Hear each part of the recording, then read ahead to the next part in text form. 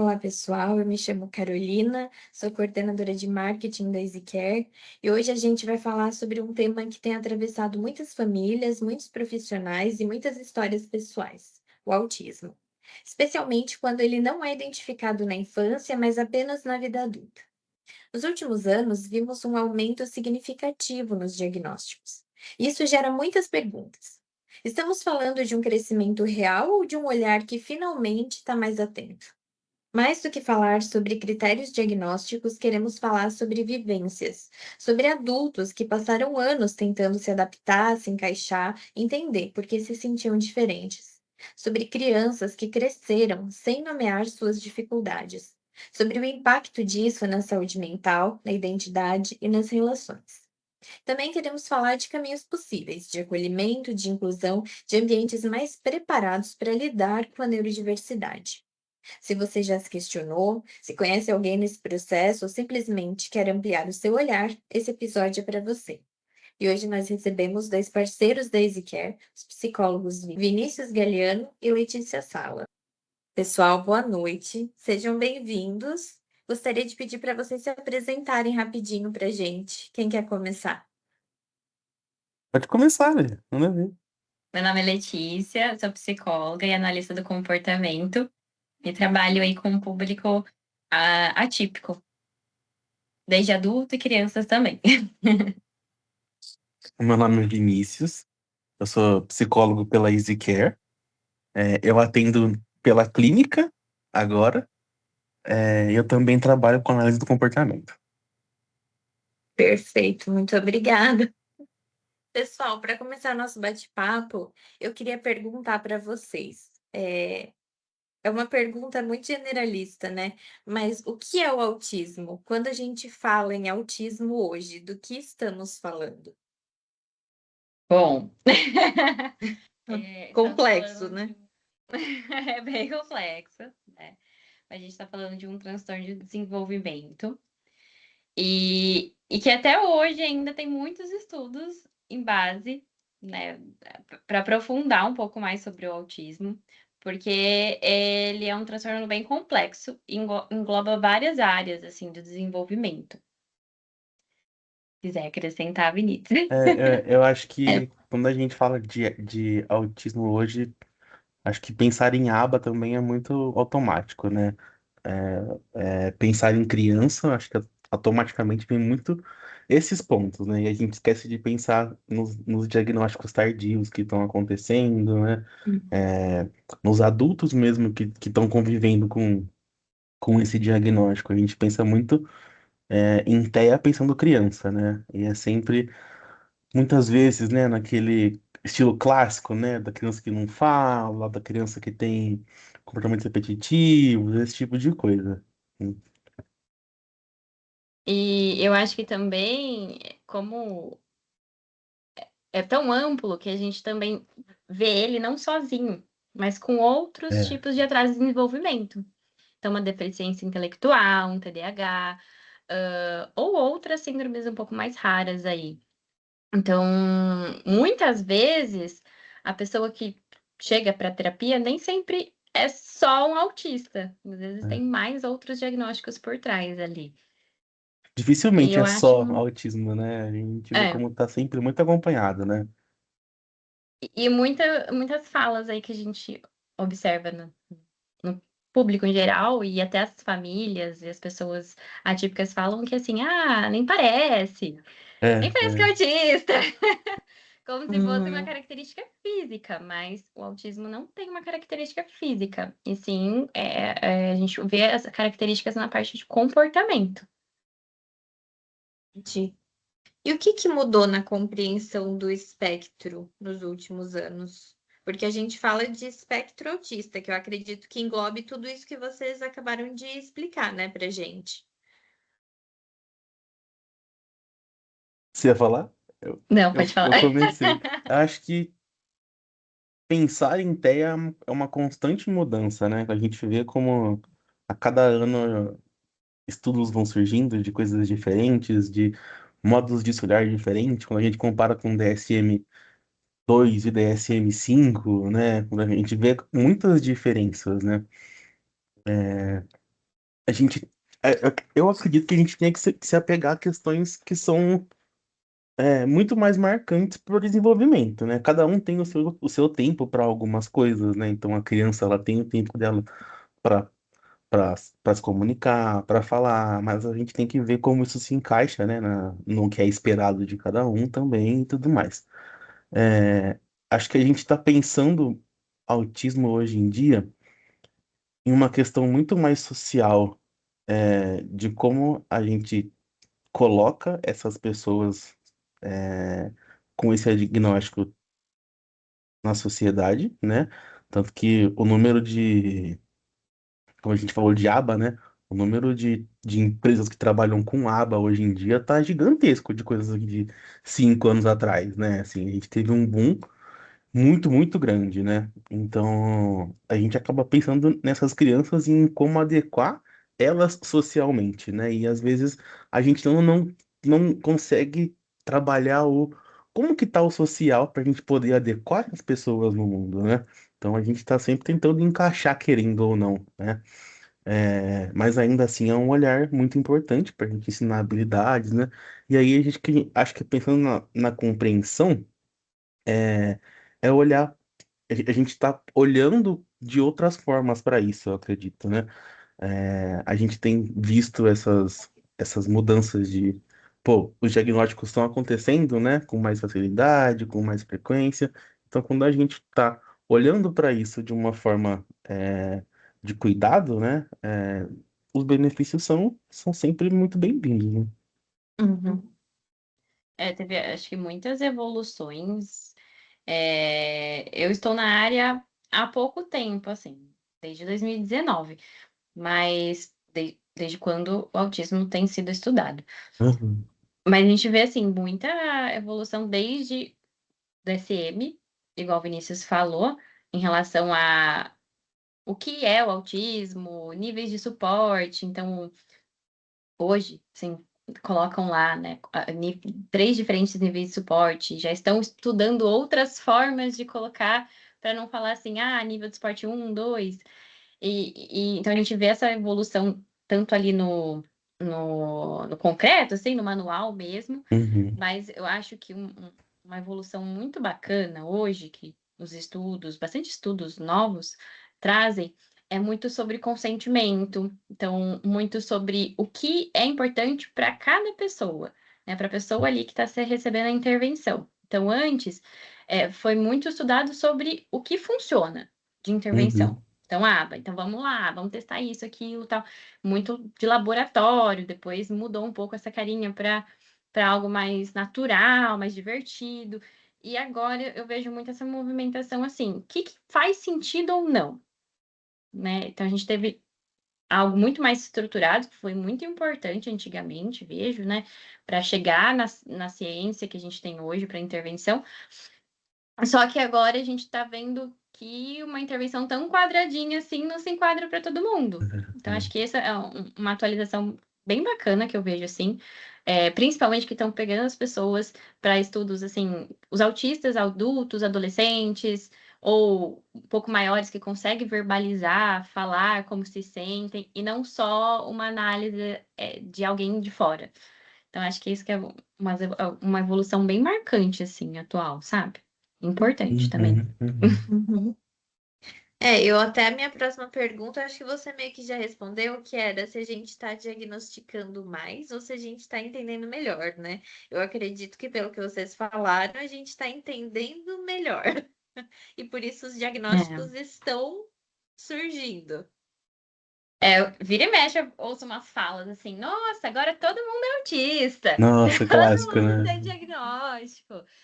Mas não, né? O quanto a ciência vem estudando muito mais sobre, Uhum, divulgando mais, então, mais fontes, mais pessoas especializadas. Então, antes não tinha, por exemplo, um psiquiatra tão especializado, era um ou outro que sabia diagnóstico, né? uhum. Pediatra que encaminhava para um psiquiatra ou para uma intervenção antes era muito difícil encaminhar. Agora a gente tem um pouco mais de acessibilidade para isso, né? Então, não acho que as pessoas estão nascendo mais pessoas autistas. Eu acho que as informações estão aí, né? Então a gente está Uhum. acessando mais e conseguindo entender melhor, saber mais. Antigamente, né, eu acho que muitas pessoas foram só passando, como esquisito, estranho, É. ou se tinha um atraso muito significativo, essa pessoa nem era exposta, né, ao ambiente social. Então eu vejo que não é que estão nascendo mais autistas, não. O acesso à informação está muito melhor. É, Sim, a sim. gente teve o outro lado, né, que é a questão do diagnóstico meio banalizado mesmo, né? De muitos profissionais que às vezes não têm ideia do que estão fazendo, né? Porque, querendo ou não, quando a gente tem algo muito quadradinho, né? Por exemplo, no DSM, esse tipo de coisa, a gente não pode seguir aquilo à lista, mas muito profissional, a gente sabe que quem fecha é o médico, né? E aí, se o médico não é especialista e ele tá com alguma questão ali, ele acaba dando esse diagnóstico, às vezes, de forma errada, sabe? Então, o legal é sempre procurar um médico especialista naquilo, né? Que sabe o que tá falando, que vai investigar realmente aquela questão, né? Pô, eu já, já recebi várias mães, assim, de crianças que, ele foi no médico, o médico olhou para ele por 2 minutos, falou que ele tinha TEA e deu o diagnóstico. Não é assim que funciona, né? A gente tem que fazer toda a questão de testagem, é uma coisa muito séria para se banalizar desse jeito, né? Então, quando a gente entende isso muito melhor, a gente sai desse banal que não é para acontecer, né? Mas eu entendo que, e aí, a minha percepção é que esse crescimento muito grande é muito por conta disso, sabe? Ficou muito fácil de se adequar ali, né? E aí, às vezes, alguns profissionais podem não entender o que está sendo diagnosticado realmente naquele momento. Então, quando a gente entende melhor, a gente tem esse crescimento com mais qualidade para essa intervenção, né? Eu acho que quando falta essa formação do profissional, é, por exemplo, ele vê um atraso na fala, já fala, já é autista. Mas não, É, existem é. outros E ele veio aqui e não transtornos. olhou no meu olho. Nossa, né? Então ele tem TEA, né? Fica muito, Uhum. né? Nossa, o que eu ouvia de questões assim que as mães traziam, sabe? Então a gente sempre fala, procura um profissional, né? É, que tenha uma formação, que sabe o que tá fazendo, né? Agora, como vocês falaram, né? Pô, vai num neuropediatra, sabe? É a melhor coisa que você pode levar a sua criança para essa questão. Tá com alguma dificuldade, leva lá. É muito mais. Ele vai te dar nome e ele não vai diagnosticar aquilo naquele momento, né? Então tem que investigar sempre, né? Sim. É.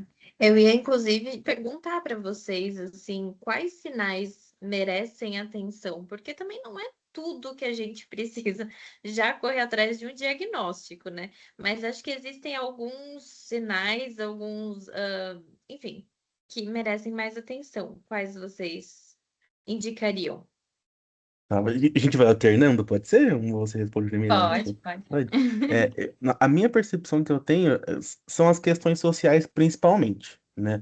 É, por exemplo, a partir dos 4 anos. Antes disso, são as questões presentes na fala, né? Então, como que tá essa comunicação dessa criança, né? Ela tá conseguindo verbalizar? Ela tá com dificuldade em fazer pedidos? É o principal, porque são comportamentos que são básicos, né? É, é, eu trabalhei com aba anteriormente, então eu fico muito com a questão do mando, né? Como que tá o mando dessa criança? Ela tá apontando, ela tá pedindo eu quero, ela tá olhando para os itens, é o interesse em relação às coisas, sabe? Então, procura olhar para o quão apática aquela criança é socialmente, né? E ao redor dela das questões, e como ela demonstra esses interesses pelas coisas. Porque são questões muito básicas, né? Se a gente tem aquilo que não está sendo desenvolvido, o resto vai ser mais difícil para ela, né? Então, a Uhum. minha percepção é essa. O que que você acha ali? Eu concordo também, e desde de pequenininho mesmo, na primeira fase ali do desenvolvimento, a gente vê também alguns atrasos na parte motora, né? Até nessa reciprocidade social mesmo. Então, a gente está falando Uhum. de um contato visual que às vezes é falho, mas também não é uma criança que evita totalmente esse contato visual, né? Também pelas experiências que eu tenho aí, a gente vê também muita perda de habilidade em algumas idades específicas, né? Então, falava, parou de falar. Falava algumas palavrinhas e depois parou de falar, depois de com quase 2 anos. Então, ou demorou ali muito para começar a falar, para começar a andar. Então, a gente vê nessa primeira fase um atraso ali mais global ali, de desenvolvimento de motor, né, de comunicação. E maiorzinhos também a gente acaba passando aí despercebido, né? A gente também acho que pode ver muito essa parte realmente de interação com os pares na escola, né? Uhum. Uma motivação atípica, então gosta de coisas muito diferentes, os movimentos repetitivos, que é visto, né, muito frequente. Então, eu também gosto sempre de falar com as famílias e com as pessoas que eu atendo que movimentos repetitivos todo mundo tem, um ou outro Uhum. ali, porque são estratégias de autorregulação que a gente usa. Então, um balançar da perna, né? Movimentar alguma coisa com a mão. Então, a gente usa essas estratégias para se regular em algumas situações. Porém, a gente tem que ver essa intensidade. Porque se a gente está falando de uma pessoa atípica, né? Com autismo, isso é muito maior, muito mais frequente. Então, às vezes, né? Dependendo da pessoa, é muito mais reforçador eu ficar tendo uma estereotipia, um movimento ali com, sei lá, de rodar, do que interagir com outras crianças, do que brincar. Então, acho que pegando até o gancho, esse brincar um pouco Uhum. diferente, sem função, sem algo lúdico. Então, essas são características bem marcantes, assim, Uhum. desde Acho até que pequenininho. seja. O que que você falou? Desculpa. Desde pequenininho dá para ir percebendo algumas Sim, sim, características. sim. E É, aí cai um pouco, até voltando, o que o Vinícius falou, né? Das coisas da pessoa. Ai, gente, que eu até esqueci o que eu ia falar. tranquilo. Desde pequenininho você vê algumas características, mas às vezes vai passando despercebido, mas aí você vai ver com a família algumas perguntas base, assim, e aí um profissional que não viu isso lá no começo, às vezes um neuropediatra, um pediatra mesmo, que a criança é acompanhada, não vê esses detalhes, vai passando despercebido, Uhum.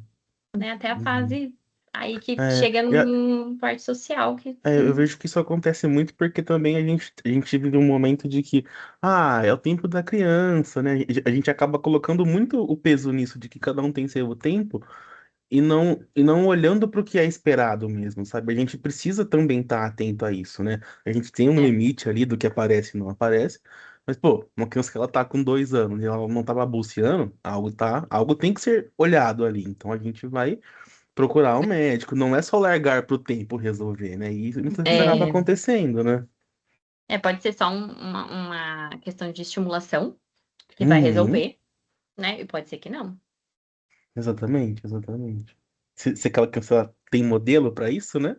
Se ela tá ali num ambiente que É, incentiva Não é isso, estimulada. é estimulado, exatamente. Eu ia até perguntar para vocês, mas também acho que vocês já me responderam que o que costuma levar uma família a buscar avaliação, né, para uma criança. Mas eu acho que tudo isso que vocês falaram agora, né, você faz essa. É que a gente sempre fala que comparar não é bom, mas você faz uma comparação ali com os pares, né? Se a criança tem padrões muito divergentes, foi isso que eu entendi, pelo menos, né? Aí acho que é Isso. interessante buscar um profissional, né? Ou se ela está tendo muita dificuldade com alguma questão, seria isso. sim, sim, eu observo que sim. E muitas vezes a escola também faz algumas sugestões de Acompanhamento, né? encaminhamento. Então, às vezes passa despercebido ali para a família, até porque às vezes é o primeiro filho, não tem muito contato ali com outras crianças ou não, né?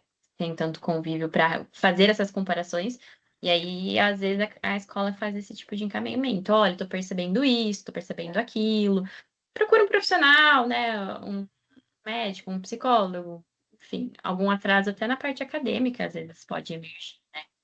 Então, ou é uma questão que a família percebe que tá bem diferente das outras crianças, ou pode ser até a escola faz essa sugestão. E às vezes até os adultos, né? Aham, uhum. Eu Fala ia assim, nossa, perguntar mas para vocês, antes da gente entrar um pouquinho no diagnóstico tardio, né? quando esse diagnóstico demora a acontecer para uma criança, né? Não necessariamente quando a pessoa é diagnosticada já na fase adulta, mas às vezes numa fase mais velha, uma criança, talvez um pré-adolescente, quais dificuldades essa pessoa pode ter? Acredito que depende muito do nível de suporte que a gente está falando, né? Uhum, É, geralmente os que passam meio batido assim são os níveis de suporte mais leves, nível de suporte um, né? Que a gente tem ali o antigo Asperger, né? Essas questões, que são mais demandas sociais, que às vezes a gente pode ficar mais tímido, mais quieto, e aí isso vai sendo confundido, né?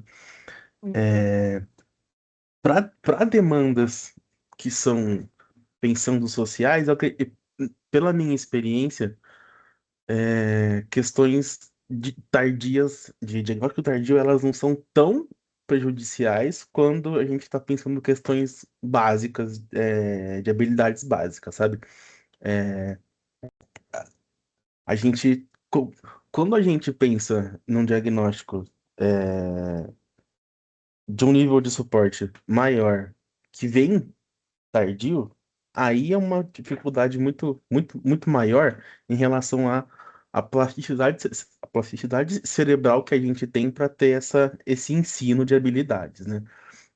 entendi. É, por e- porém, quando a gente tem um nível menor, eu vendo como a gente trabalhou essas demandas sociais, principalmente, elas ainda existem, né? Porque as questões sociais, elas estão sempre ali, então a gente pode ter um desinteresse no outro, né? A gente pode ter uma dificuldade no perder, no lidar com frustração, que às vezes é muito reforçado. Porém, ele não é tão prejudicial quando a gente tem uma questão mais base, sabe? Sim, é porque a criança não desenvolve a coordenação motora fina, por exemplo. Então, às vezes, lá na frente, ela vai conseguir, não vai conseguir amarrar um tênis, né? Às vezes, se alimentar mesmo sozinha, escovar um dente, passar fio dental, que é habilidade básica, assim, que ela precisa para sobreviver sozinha. Só que isso às vezes acaba ficando muito evidente desde que ela é pequena. Então, geralmente, essas famílias chegam antes pra gente. Então, não consegue pegar num lápis, daí já chega menorzinho, né? Uhum, Mas eu vejo quando um pouco mais tardio, assim, né? E os níveis de suporte um, eu vejo uma tendência até um pouco ali para um, para desencadear outras questões emocionais, por exemplo, uma depressão. Em relação à comparação, não se sentir pertencente a nenhum grupo, então eu sou muito diferente das pessoas, eu tento me enquadrar, não consigo. Eu tento estar numa festa, mas não consigo, enquanto meus amigos estão lá. Não consigo me relacionar com uma pessoa, com uma menina que eu gosto, um menino que eu gosto. Então, assim, nessa fase eu vejo, principalmente da adolescência, né? Acho que a Uhum, parte social pega muito. E vem essa comparação, vem essa, nossa, não consigo, por que que eu não consigo? E acaba até desestabilizando a pessoa emocionalmente, né? Se isolando mais. Então a gente vê também essa frequência de ficar mais em casa, às vezes procurar outras formas de se divertir que sejam sozinho, não com um grupo, né? E só que nós somos seres humanos e a gente precisa de interação social, ninguém consegue viver sem, né?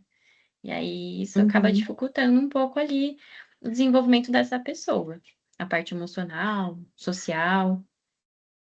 Às Acredito que vezes, isso pode falar. às vezes a gente pode chegar num ponto que a pessoa não sabe nem nomear o que ela tá sentindo, né?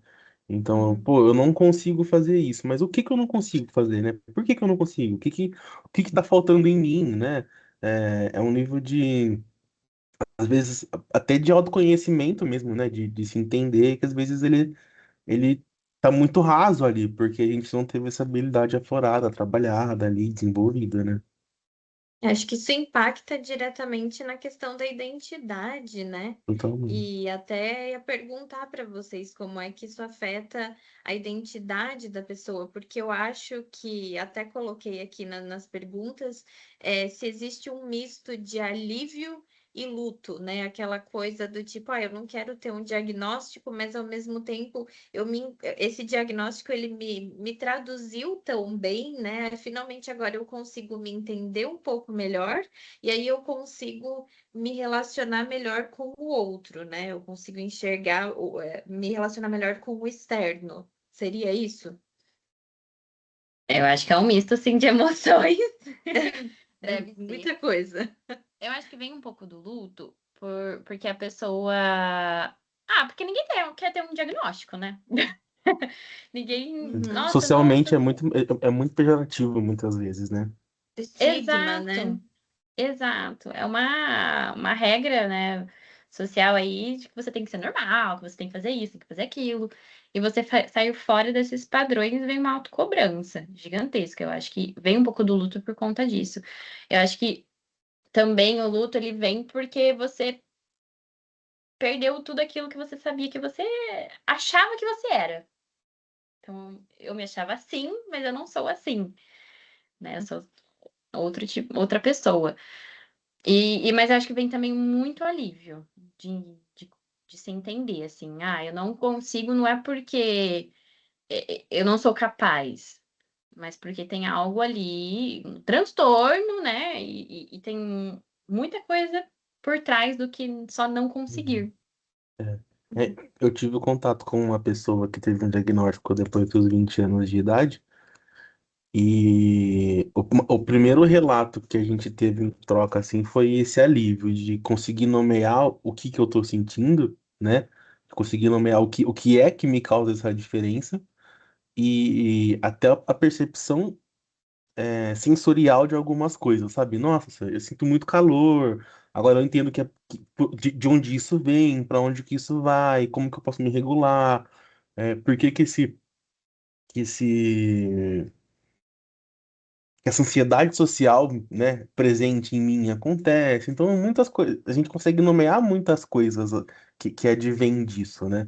O diagnóstico, se ele é bem feito, ele é sempre bem-vindo, né? Uhum.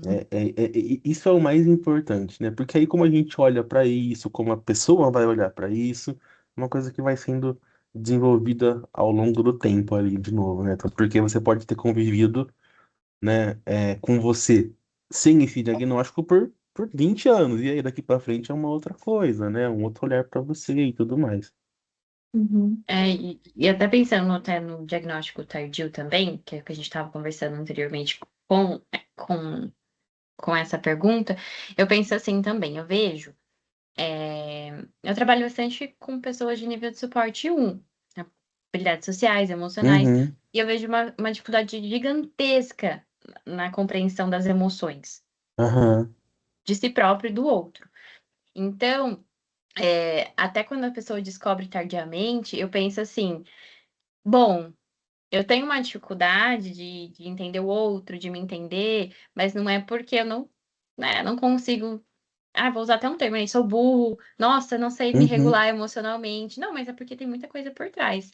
Eu já vi até alguns relatos de, por exemplo, a pessoa ir vai num show, num shopping mais cheio, assim, num lugar muito movimentado, e aí quando chega no outro dia, ou até mesmo no mesmo dia em casa, parece que tá de ressaca. Parece que bebeu um uhum, monte, a pessoa às vezes nem bebe, mas tá péssima, se sentindo muito mal. Daí não consegue nem nomear aquilo que ela tá sentindo, só sente o físico.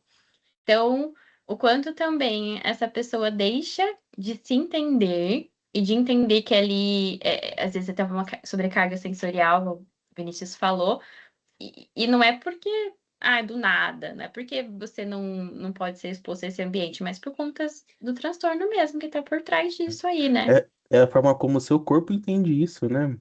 Isso, Uhum. como você recebe Uhum. toda essa informação. Eu Pô, até pode falar, Vinícius. pessoas típicas já ficam cansadas, né, de celular, o tanto de informação que a gente recebe no dia a dia, né? uma pessoa atípica, então, como que o corpo dela vai receber esse tipo de coisa, né? Pô, a gente sabe que Uhum, a gente não consegue, às vezes, nem ter empatia o suficiente de olhar e falar, pô, como que é receber isso tudo, né? Porque é muito diferente para cada um, né? Cada um recebe de um jeito, entende de um jeito, se cansa de um jeito, se irrita de um jeito, né? E aí uhum, é muito singular, muitas vezes, né? E aí, uhum. pensando no que você trouxe também da questão emocional, né?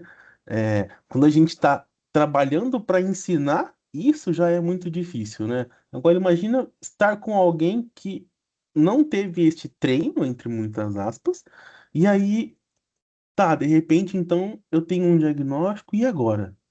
Né? O que que eu faço, né?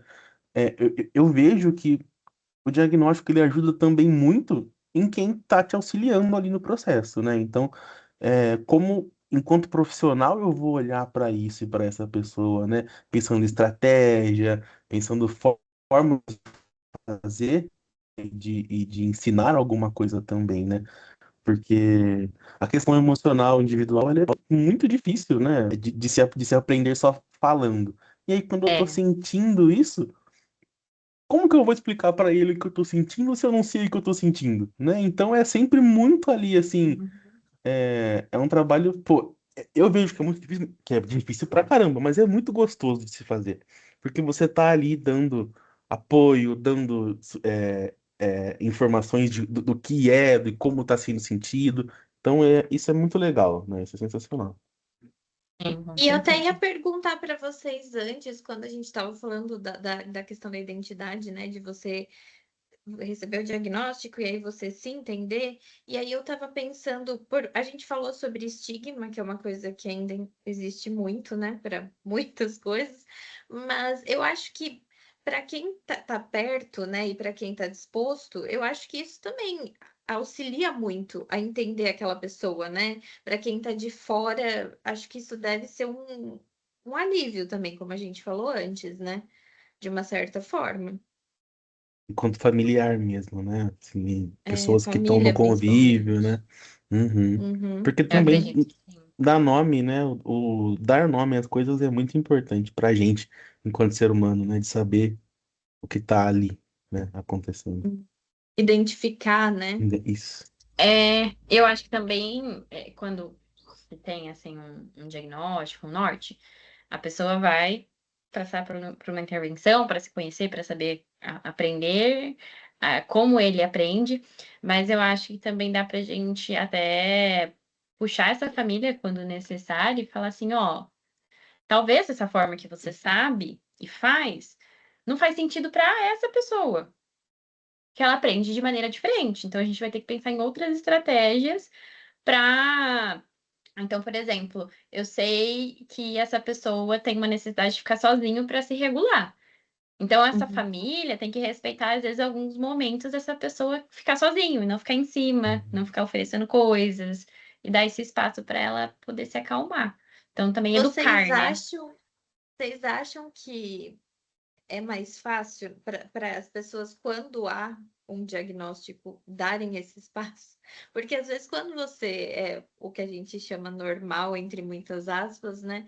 As pessoas elas tendem a falar: não, isso é besteira, isso passa, isso vai passar, isso é assim mesmo, eu também passei por isso. São sempre essas mesmas frases. E aí, quando você chega ali, um profissional, e te explica, vocês sentem que as famílias têm, elas conseguem seguir? Elas conseguem respeitar ou ainda tem uma dificuldade muito grande em compreender, mais do que entender, né? Compreender ali aquele momento da pessoa. Acho que são casos e casos. É, é, Depende. com É. certeza. Acho que depende muito de como cada família acontece ali naquele ambiente, né? Porque é, a- eu não sei se vocês também percebem isso, mas eu vejo que socialmente as pessoas não sabem lidar com a dor do outro, sabe? Então, é, o, quando eu dou espaço para você sentir isso, acho que socialmente a gente entende de que eu te estou dando espaço para sofrer, né? E as pessoas não Uhum. gostam disso. Então, naturalmente a gente fica em cima, né? De, vem aqui comigo, vamos tomar um sorvete. A gente vai tentando agradar, né? Que é o entre aspas, tá ali, de estar presente, né? Uhum, Mas eu vejo que isso independe de diagnóstico, é muito mais da forma como eu lido com o seu sofrimento, sabe? Então pô, aí eu não gosto de ver gente triste, então eu vou lá e vou ficar em cima. Não, como que uhum, vamos entender o que você sente para que você possa respeitar os outros, né? Para que ele possa sentir esse momento, de que ele possa se regular sozinho, se ele quiser. Né? uhum, Dar o, a es- o modelo do que essa pessoa diagnosticada pode fazer para se regular e encontrar o que ela consegue fazer, e a gente, enquanto familiar ou alguém que está ali convivendo com isso, de saber respeitar o espaço dessa pessoa, né? Independente de como ela queira ser regulada, né? É que eu É, Mas entendo a que, eu sensibilidade de chegar e dar cada um um. abraço pra gente, às vezes é muito mais acolhedor, né? De que, eu tô fazendo alguma coisa pra auxiliar a pessoa. Olha como eu sou bonzinho, olha como eu sou legal, né? Mas diz muito mais de você do que dele. às vezes a Sim. pessoa nem gosta de contar. Exatamente. Uhum, Às vezes você abraçar a pessoa vai desregular ainda mais ela do que ela já tá, né? uhum, Então a gente Verdade. tem que estar atento a isso, né? E aí a pessoa tem que saber, a pessoa que está em sofrimento precisa saber entender o que ela está sentindo e como ela pode lidar com isso, né? Ah, concordo, uhum, concordo super. E eu acho que também, quando a família tem um diagnóstico, dependendo do caso, principal, eu vejo muito no que se refere a crianças, né? Uhum. A família também passa por um luto. Sim. Um luto daquela criança não ser algo que aquela família idealizou, né? Sair fora ali do padrão É, esperado. é, é. Então, Tanto, daí também essa tanto parte que do luto da muitas família. famílias às vezes não aceitam, né? É, Às vezes é mais difícil trabalhar com a família do que com a criança, esse tipo de coisa, né? Por conta da não aceitação mesmo do diagnóstico, né? É, é muito prejudicial nesse caso, né? Acho que isso é muito mais prejudicial enquanto habilidade e ensino do que às vezes até o diagnóstico que vem tardio, né? Porque a gente tá ali, é uma dificuldade de lidar mesmo com esse luto, com essa sensação, com essas questões, né? E aí isso vai ficando cada vez mais para depois, parece. uhum. Eu acho que isso entra um pouco no que eu ia perguntar para vocês, que quando eu estava pesquisando apareceu para mim esse tema do masking, né? Que é essa coisa de você emular o que seria socialmente aceito, o normal. E eu vi falar muito sobre adultos, né, fazerem isso, que é uma coisa que até a gente, mesmo sem diagnóstico, faz, dependendo da situação, né, do lugar que você está. Mas vocês acham que vocês acham, ou enfim, crianças fazem isso também? Quando tem essa, às vezes até essa pressão da família meio que não aceitar, será que a criança, dependendo da idade, ela consegue ter essa percepção para emular, não é? Algumas coisas, para se encaixar naquilo que esperam dela, porque ela também quer ser aceita, se sentir amada e tá ali dentro das expectativas, principalmente dos pais, né? Eu penso que sim, os maiorzinhos, o nível de suporte um ali que tem bastante habilidades, mas não consegue se enquadrar ou no que é normal, padronizado normal, pode sim tentar esconder algumas características. Acho que Uhum. acho que, não sei, né? Desde talvez da adolescência. Porque quando a criança, eu vejo que a criança é um pouco mais natural. Ela age como ela acha que tem que agir. Aí começa a amadurecer um pouquinho, ali, dependendo aí com uns 8 anos, aí eu já percebo que ela já quer se adequar a um grupo, a pertencer a algum grupo social. Então, daí ela vai realmente mascarando algumas coisas. Mas talvez, eu posso estar enganada, mas eu vejo que talvez na adolescência, na vida adulta, isso eu acho que é muito mais evidente, assim, muito mais. Eu vejo que isso surge a partir do momento que a criança tem a percepção social da onde ela tá, né? De quem ela é naquele ambiente. E a gente sabe, né, que é uma questão social, né? Então, a gente, a gente tem a imitação, né, às vezes de fingir alguma coisa, de como me colocar ali. Então, às vezes a gente pode ter até a questão da criança, da pessoa, né, dela não se colocar. Nossa, me perdi muito. Ah, me perdi. Nossa.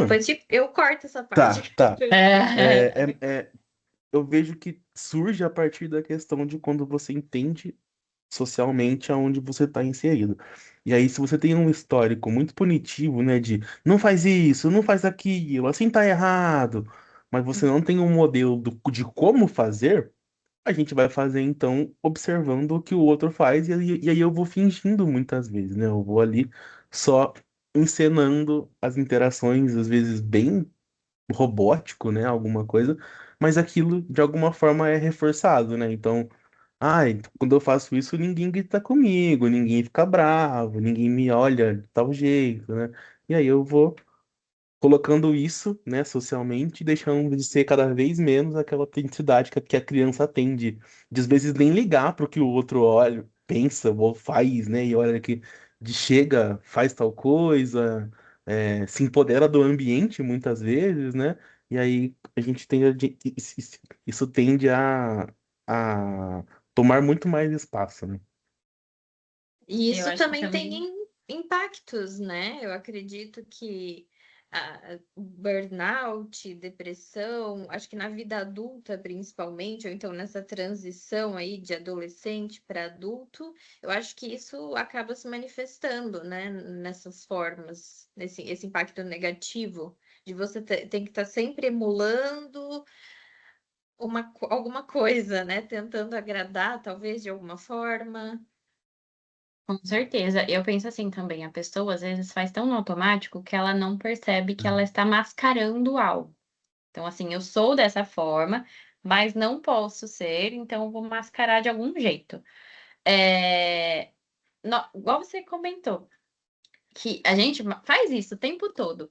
Só que a gente está sob controle disso. Então, eu não vou falar tal coisa aqui na nossa chamada porque não faz parte do contexto. Então, eu vou mascarar, às vezes, a forma como eu me comunico, a forma como eu sento, como eu me expresso, porque a gente está numa situação aqui da chamada. Mas talvez num ambiente social com os meus amigos, eu não vou mascarar algumas coisas. Eu vou ser mais natural e ficar sob controle daquele contexto. Só que a gente está entendendo por que que a gente está fazendo aquilo. Eu estou fazendo isso porque estou no meu âmbito profissional, estou fazendo aquilo porque estou no âmbito social. E às vezes a pessoa não sabe distinguir. Então ela só vai mascarando. Mas por que que eu estou fazendo isso? Então, às vezes, se ela não tem um diagnóstico, ela está fazendo no automático para tentar se enquadrar. Eu penso que isso realmente causa uma sobrecarga ali. E, e como a gente está pensando num público atípico, a gente ensina muitas habilidades. Muitas vezes a pessoa fica agindo meio que no, na regra, assim. Então, foi me ensinado que é um, dois, três. Então, vou fazer um, dois, três. E aí, dentro da cabeça dessa pessoa, sempre fica um, dois, três. Agora tem que fazer isso, agora tem que falar isso, agora tem que perguntar aquilo, agora tem que fazer um comentário, agora tem que olhar, agora tem que perguntar como a pessoa está se sentindo. E ela nunca tem um descanso. Então, sempre fica num estado de alerta, né? Então, preciso, preciso, preciso, preciso. E isso causa realmente um desgaste emocional. E todo mundo tem, né? Em algum momento Sim, da sim. vida. É a questão de espontaneidade mesmo, né? De que eu entendo que isso surge quando você tá entendido de você, das suas habilidades, do que você consegue e não consegue, né? E Uhum. esse entendimento de que tá, eu não preciso atender a expectativas assim também, né? Mas é um entendimento de trabalhar cada um nessa questão também, porque a gente entende que socialmente é uma coisa que são esperadas, mas também tem pessoas que não ligam para isso, né? Então, como que aquela pessoa vai lidar com isso naquelas questões, né? O histórico de punição diz muito disso na minha percepção, sabe? De que é, esse masking, ele tende a aparecer muito quando a gente é muito punido ali naqueles pontos de, nossa, não, assim não, assim não, assim não, e é sempre assim, sabe? Uhum. E esse masking, ele gera também a sobrecarga sensorial que vocês falaram, né? Porque essa sobrecarga, quando vocês falaram, até o exemplo que o Vinícius deu dessa coisa do social, eu, por exemplo, vou num lugar que tem muita gente, falo com muita gente, num dia depois a gente fica cansado, né? Eu, pelo menos, sou assim, eu gosto de ficar um pouco sozinha, ficar na minha e tal. Mas nem sempre essa sobrecarga sensorial, dependendo, acredito, do nível de suporte, né? Ela tem a ver com isso apenas, com ambientes cheios e barulhentos no cotidiano. Quais são as sobrecargas sensoriais, assim, mais comuns ou menores do que um ambiente lotado, por exemplo? A gente pode Ó, pensar a questão. todas. Oh, tudo. É Tudo. todos os sentidos, todos os Pensando que cinco tudo é sentidos. sensorial, né? Tudo pode causar exaustão. Entendi. Então essa desregulação não necessariamente pessoas autistas têm, tá? A gente pode ter um transtorno em pessoas típicas também. Porque é a forma como a gente está recebendo essas informações do mundo, igual o Vinícius comentou também. Então, todo momento a gente tem uma luz, um som, questões, Um cheiro, né? o cheiro, o gosto das coisas, e a gente recebe esses estímulos a todo momento. Só que o tanto que a gente recebe, muitas vezes, a pessoa não consegue processar toda aquela informação. E aí pode vir aí a desregulação sensorial. Ou muitas pessoas são muito sensitivas na parte auditiva. Então, num ambiente muito barulhento, isso pode causar uma sobrecarga sensorial. Ou um abraço, igual o Vinícius comentou. Então, no momento ali que a pessoa tá desregulada, vir abraçar, ela é muito sensível, ela não gosta. Ou é uma pessoa que gosta, que precisa de muita estimulação. Então, às vezes, ela precisa de um abraço muito apertado para fazer sentido para ela. Então, tudo que é tato, olfato, visual, tudo isso pode causar uma desregulação. E aí a gente pode pensar, que nem você falou, né, de até pessoas típicas, né? De, eu surtei, né? Eu não aguentei e surtei, como a gente fala Uhum.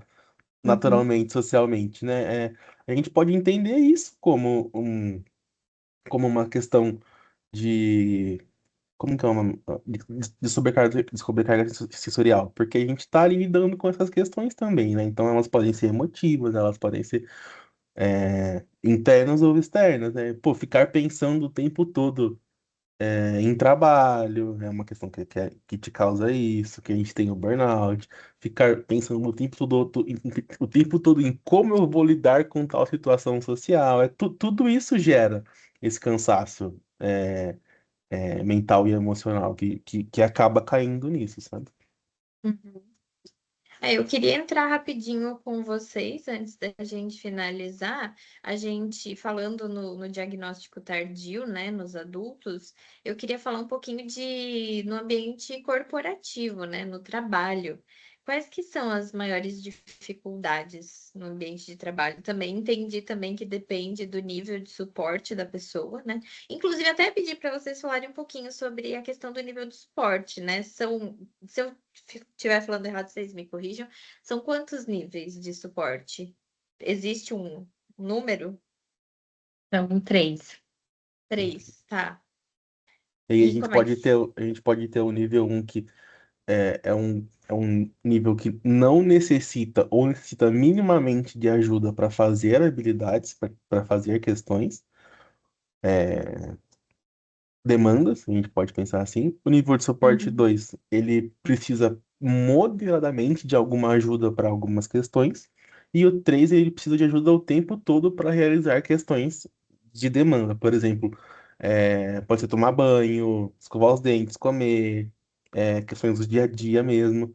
Ou questões sociais de chegar, se apresentar, de comunicar, né? E aí uhum, isso pode ser tanto uma ajuda de uma pessoa ou de algum instrumento mesmo para se comunicar, para alguma coisa desse tipo. uhum. E no ambiente de trabalho, eu gostaria de entender como que as empresas estão lidando com a neurodiversidade. Olha, eu confesso que eu não tenho muito essa prática no ambiente de Corporativo. trabalho, Uhum. mas eu vejo, assim, né, pelos contatos das pessoas maiores, mais velhas aí, que a gente precisa ainda de bastante mudança, né? Tanto em relação, até mesmo em escola, tá? Até o acesso à informação. Então, mesmo que a gente tenha muito acesso à informação, não é todo mundo que tem essas informações ou vê de maneira muito básica, porque mesmo da mesma forma que tem informações muito legais e relevantes nas redes sociais, tem outras que você tem que respirar e contar até 10 quando você vê, que não são, Uhum. né, reais. Então eu vejo que em escolas, em ambientes corporativos, a gente não tem 100% de uma adaptação ainda. Então, eu preciso, a pessoa é uma pessoa muito em questão de barulho. Então, ela tem uma questão ali com barulho, muito sensível a isso. Ela, nível de esporte 1 ali, mas super independente, tem algumas questões sociais, mas o barulho, às vezes, pode dar uma sobrecarga aí sensorial. Então, a gente pode pensar em adaptações, tanto um abafador ou um ambiente um pouco mais silencioso. E, de repente, não tem esse ambiente silencioso no trabalho, na escola. Então, eu vejo que falta muito ainda evoluir nessa área. Então, às vezes, a pessoa que tem que se mudar, e Hum. não um ambiente a se adaptar. E eu acho que cai É lá no como assunto que a gente começou, né? Entendi. O quanto ainda a ciência está começando agora a entender um pouco mais o lado das pessoas autistas, mas foi muito antes baseado em o que a pessoa precisa se adaptar para o ambiente, e não o ambiente para a pessoa. Então, acho que isso é uma coisa muito nova ainda, que precisa de bastante evolução.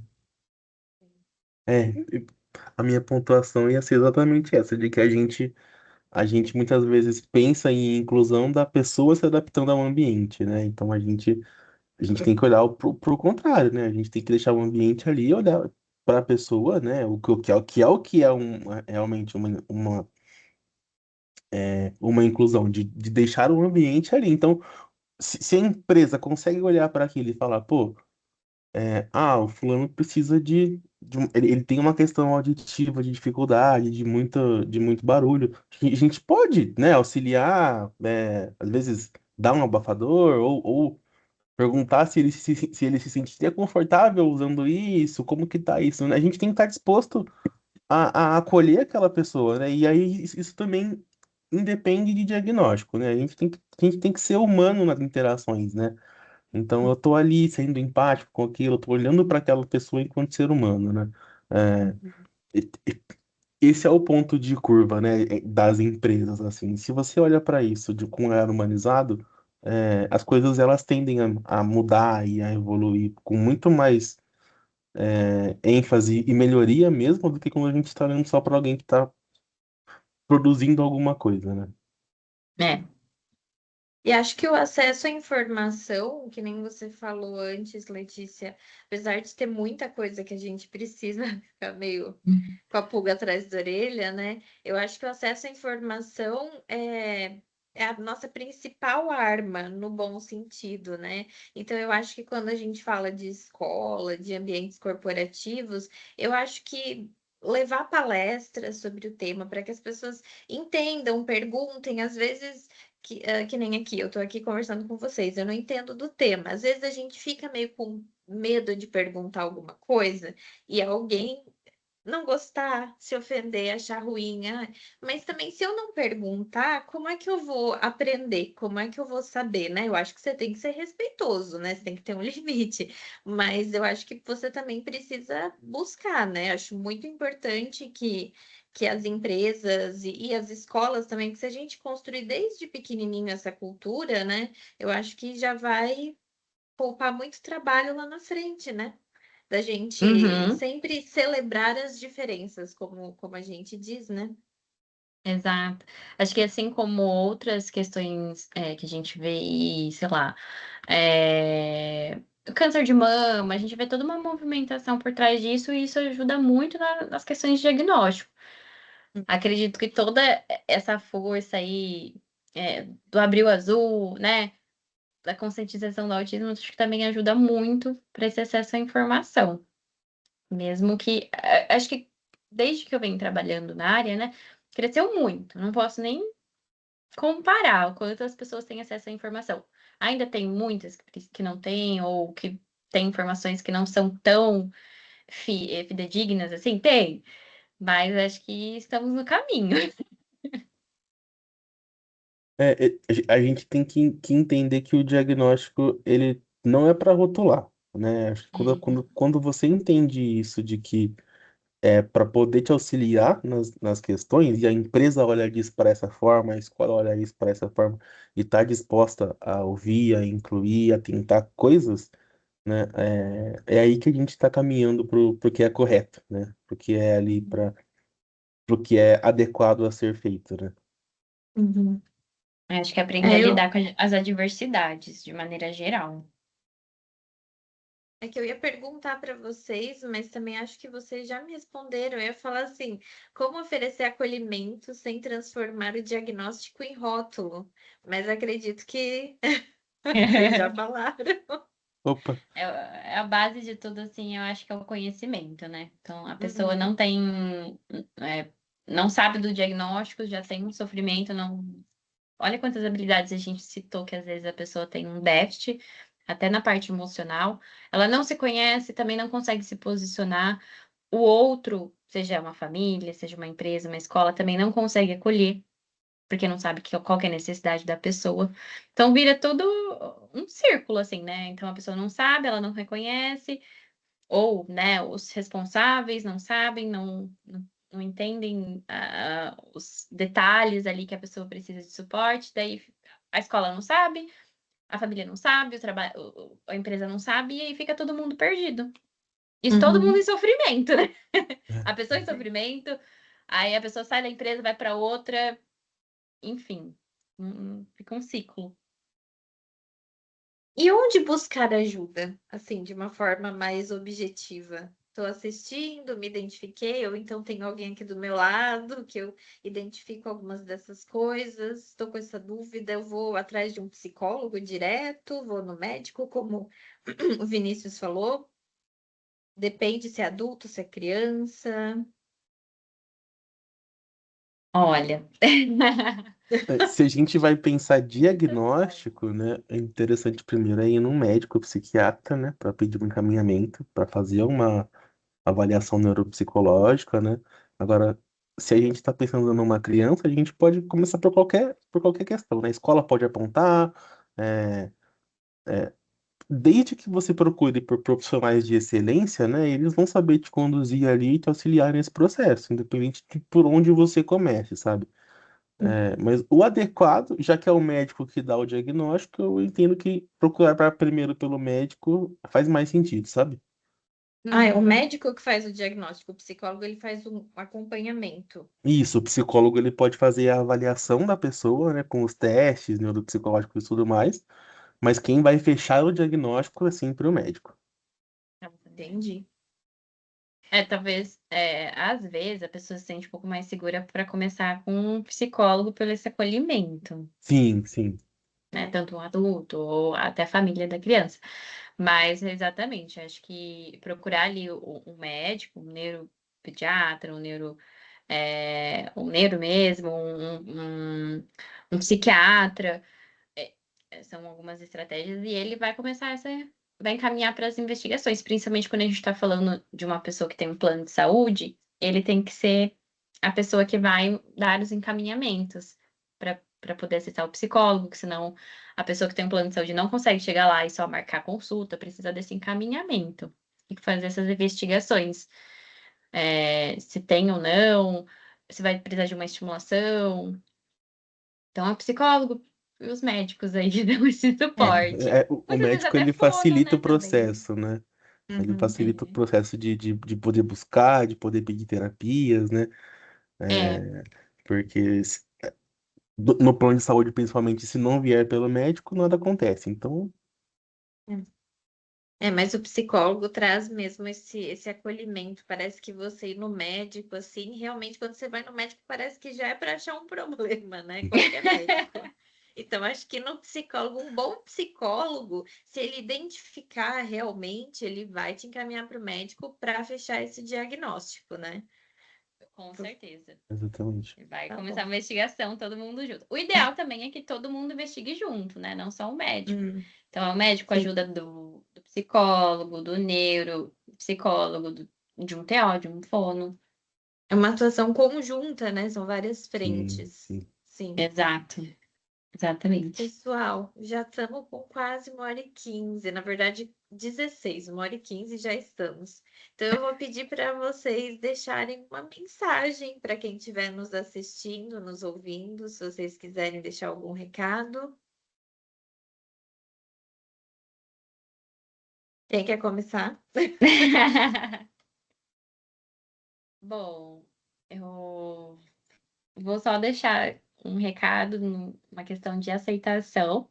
Acredito que quanto família ou quanto pessoa típica, né? A palavra eu acho que é a aceitação para qualquer uma das situações, que é o primeiro passo para depois vir os outros de aquisição de novas habilidades, de mudança, de exigências de mudança também no ambiente. E eu acho que não é um cenário para se sentir envergonhado. Na verdade, é um reconhecimento e uma aceitação que aquilo é uma nova fase que precisamos aceitar e passar por isso, que tá tudo bem e vamos viver a vida da mesma forma. Faz É, parte. é entender que sempre tem algum lugar para se chegar, né? E tá tudo bem. É procurar apoio e da forma que você se sentir mais acolhido, né? E entender que tudo se resolve, né? Tudo fica bem em algum momento, sabe? Então a gente vai sempre é, olhar, pensar, acolher. Então, assim, é sempre colocando ali, entender que aquela pessoa ela tá ali para se reconhecer, né? Muitas vezes. Exato.